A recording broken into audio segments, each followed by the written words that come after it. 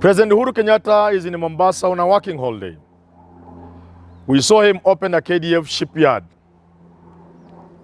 touted as one of the biggest in these parts of the world. ODM leader, head of the Azimio la Umoja movement, Raila Odinga, is also in Mombasa. Political pundits are reading something. What is up? It is normal for the two to be in Mombasa on their own, although for this function they were together. It could just be coincidence that Raila was in Mombasa and his brother asked him to accompany him. But, as they say in politics, nothing just happens like that. There is no coincidence in politics. And therefore, we must begin asking ourselves, what could these two guys be up to? Indeed, major decisions will be made in this coastal town. As they chew a leg of turkey, wash it down with a glass of the finest wine, and perhaps a tot or two of something good, for those who call it good, decisions will be made. 2022 August 9th is close, and these decisions have to be made. People are wondering, are we going to have the running mate decided in Mombasa? Those who look at it that way are saying it has been a difficult thing for Raila Odinga. That being supported by the president means his deputy must come from that place. If you are bringing in Kalonzo, it means you must disappoint him. But it's not just coming from the mountain. It's being whispered. The big boys with the big bucks, with the big money, are pushing PK, Peter Kenneth.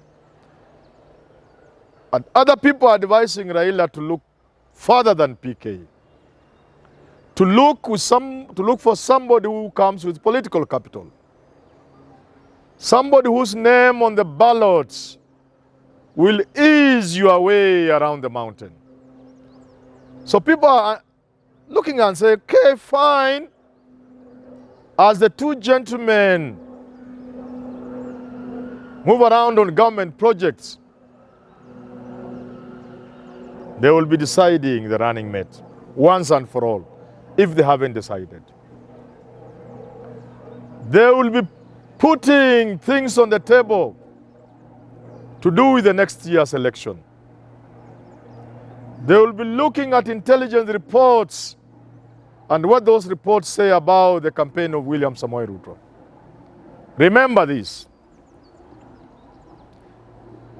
In history, we learned that major decisions that have shaped the world in one way or another are never really made in the boardroom.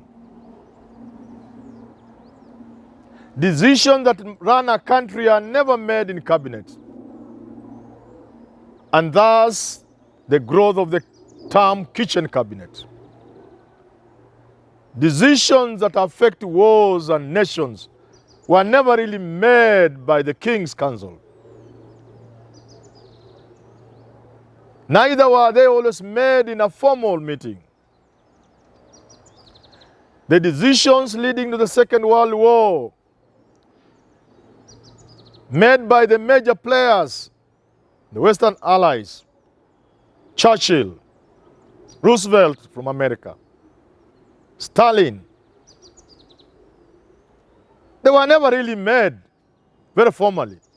In fact, before, during, and after the war, decisions that shaped the war,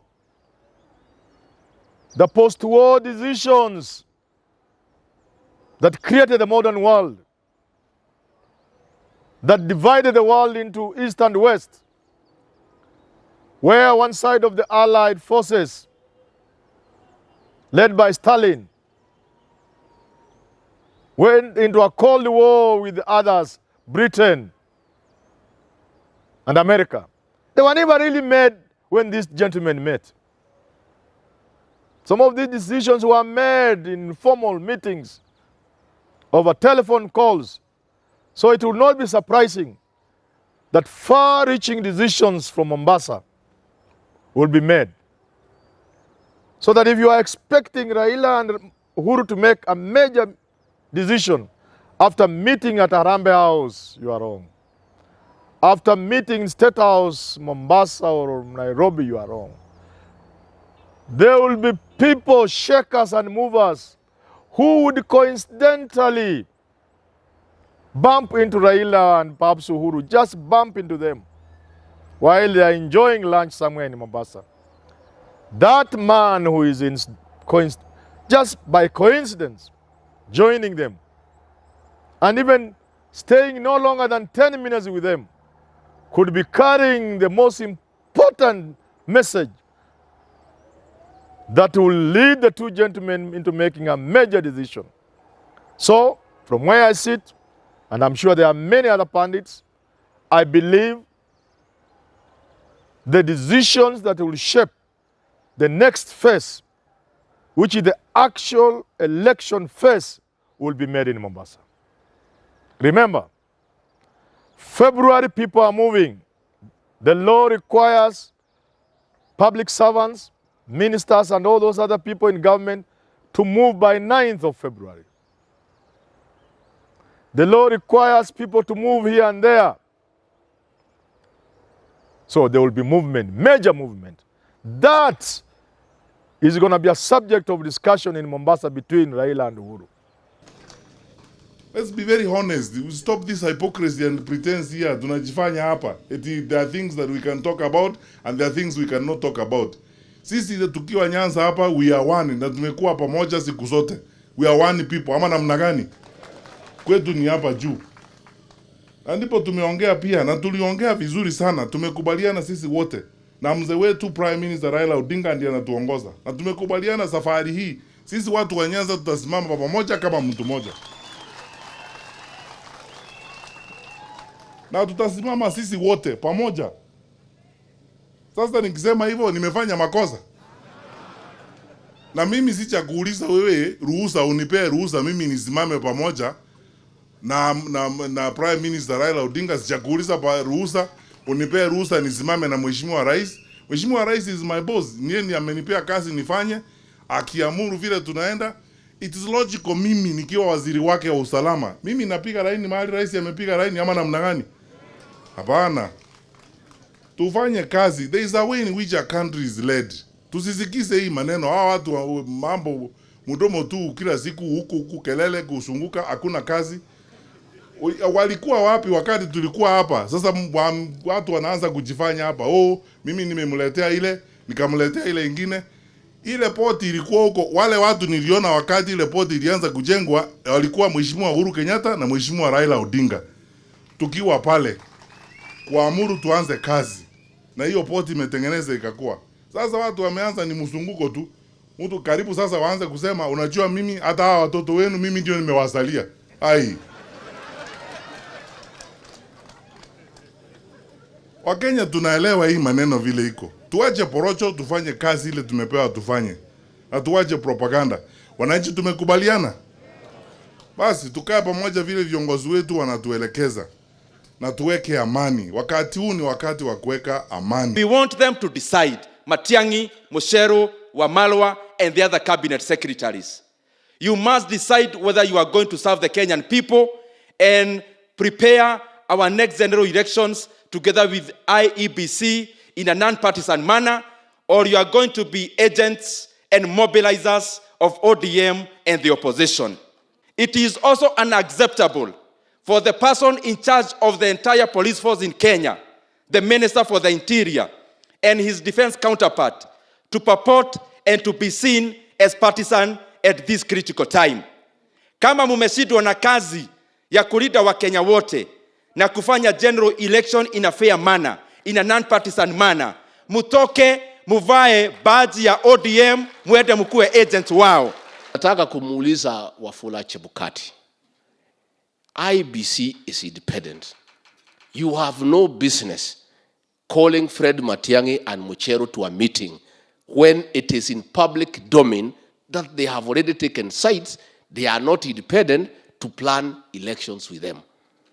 So we want to ask Wafula Chebukati to do a letter to President Uhuru Kenyatta and outline clearly the mandate of the IBC as an independent institution and why the IBC cannot work with ministers who have clearly taken sides and become campaigners and youth wingers of Raila Odinga.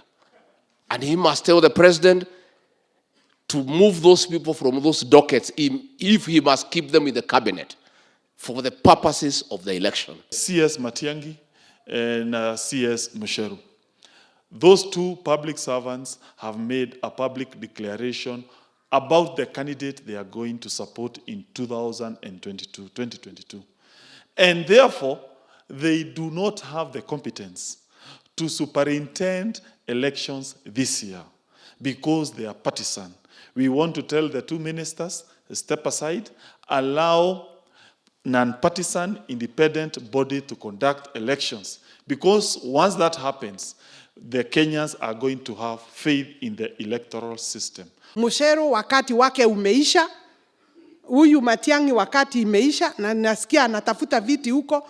It should never happen, Your Excellency, that people who are serving the public take sides. We cannot trust them, we don't believe in them, because they have already branded themselves as ODM.